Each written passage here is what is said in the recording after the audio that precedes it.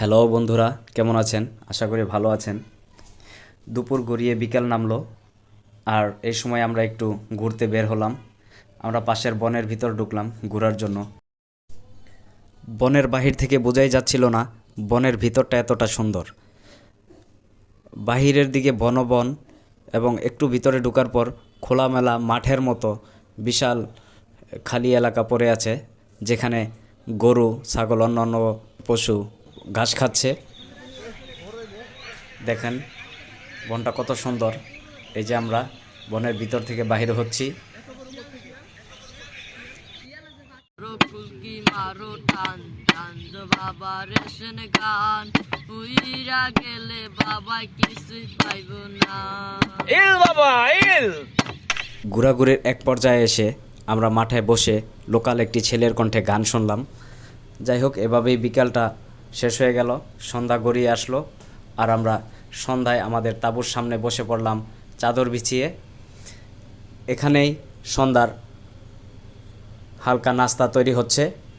আমরা ইলিশ মাছ, ছোট ইলিশ মাছ কড়কড়া করে ভেজেছি মুড়ি দিয়ে মাখিয়ে খাওয়ার জন্য।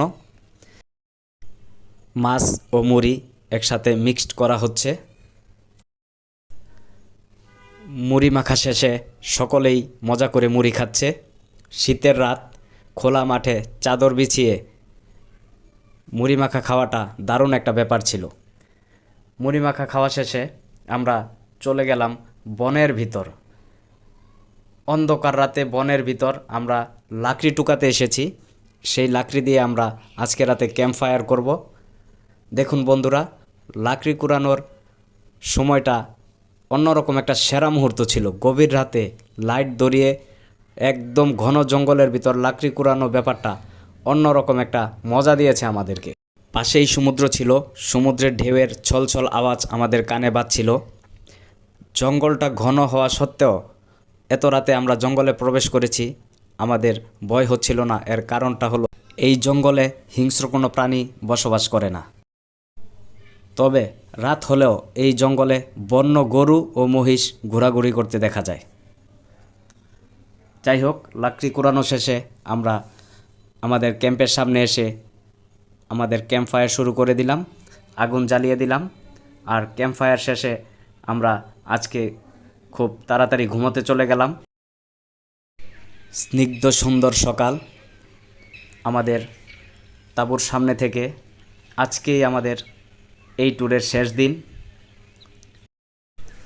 আমাদের এই তাঁবুর চারজন আমরা একটু সকাল সকালই ঘুম থেকে উঠে গেলাম, কারণ আমরা পাশের গ্রামে ঘুরতে যাব চিন্তা করেছি।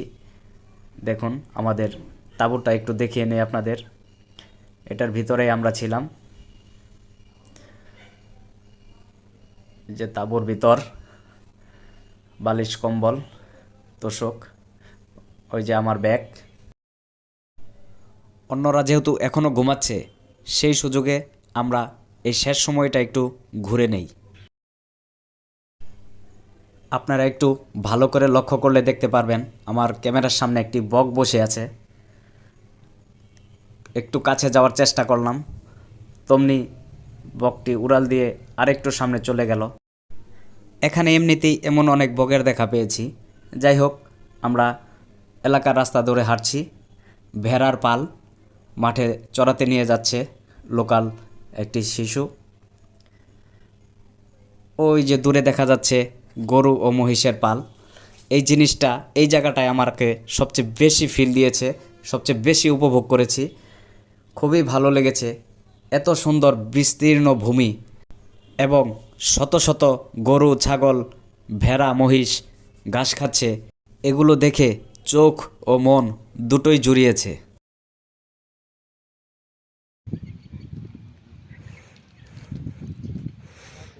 দোস্ত গুড মর্নিং।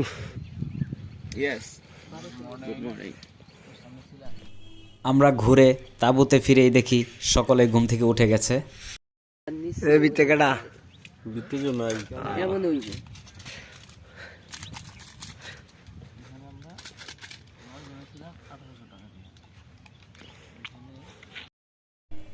ঘুম থেকে উঠে সকলেই ফ্রেশ হয়ে নিচ্ছে। আমরা এখন নাস্তা খেতে চলে যাব। আমরা চলে আসলাম নাস্তার টেবিলে। সকালের এত সুন্দর মিষ্টি রোদের আলো ও এরকম সুন্দর আবহাওয়া দেখে মনে হলো খোলা মাঠেই সকালের নাস্তাটা সারি।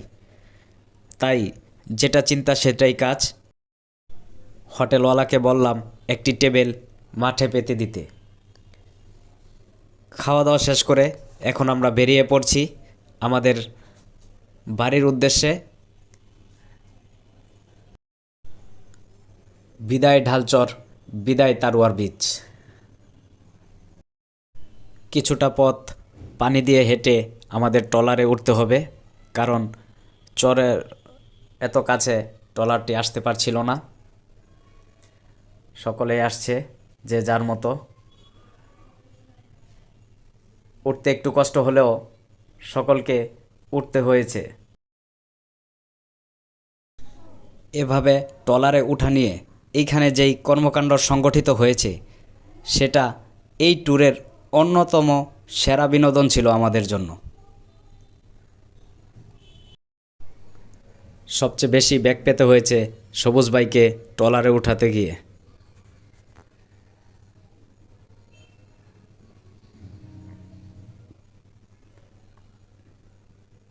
অবশেষে তাকে ট্রলারে তোলা গেল। আমাদের ট্রলার ছেড়ে দিয়েছে, আমরা ফিরছি বাড়ির পথে। এমন অবস্থায় আমরা সকলেই খুব ক্লান্ত ছিলাম। দুদিন ঘোরাঘুরি, রাতে কম ঘুম, আর তার প্রতিফলন আমাদের প্রত্যেকের উপরই পড়ছিল। দেখেন,